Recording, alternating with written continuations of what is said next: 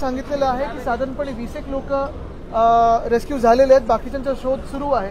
ईश्वरचरणी आमची हीच प्रार्थना आहे की सगळेच सुखरूप सापडावेत आणि सगळेच वाचवेत, ही आमची आता प्रार्थना। नियम कुठलेही पाळले जात नाहीत, सेफ्टी जॅकेट नसतात, बघा हे सगळं चौकशी वगैरे आम्ही नंतर मागूच, ह्याच्यावर चर्चा होईल। मला वाटतं उद्या देखील चर्चा होईल।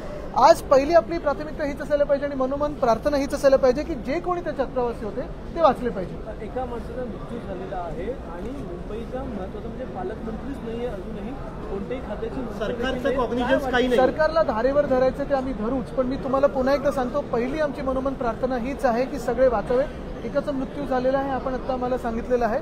हाऊसमध्ये देखील आम्ही विषय घेतला, उद्या देखील घेऊ, थोडी माहिती अजून आल्यानंतर आम्ही घेऊच। त्याचसोबत आता आम्ही सगळ्याच आमदारांसोबत दीक्षाभूमी इथे जात आहे, कारण आपल्या सर्वांना माहिती आहे की गृहमंत्र्यांनी, केंद्राच्या गृहमंत्र्यांनी जो महामानव डॉक्टर बाबासाहेब आंबेडकरांचा अपमान केलाय का, हा देश कधीही तो अपमान सहन करणार नाही। त्याच्या विरोधात आता आम्ही दीक्षाभूमीला जात आहोत। आदित्य, एक महत्त्वाचा प्रश्न, एसटीची दरवाढ झालेली आहे, एसटीची दरवाढ झालेली आहे, भाडेवाढ एसटी अचानक करण्यात आलेली आहे। मला वाटतं आता हे सगळं आपल्यावर कर दर हे सगळे वाढत जातील। आपल्याला माहिती आहे, हे मी आधी देखील सांगितलं होतं, एसटीची दरवाढ झालेली आहे। मुंबई महानगरपालिकेने देखील ठरवलेलं आहे की कचरा उचलण्यासाठी 100 रुपये प्रति घर हे आता कर वाढवणार, म्हणजे आता जेवढं काही उधळपट्टी यांनी केली होती त्याचं आता हे भरून काढणार। कशात आता तुम्ही ऐकाल, आमची चर्चा सुरू होईल, 101 मध्ये ऐका। आम्ही आता दीक्षाभूमीला जाऊन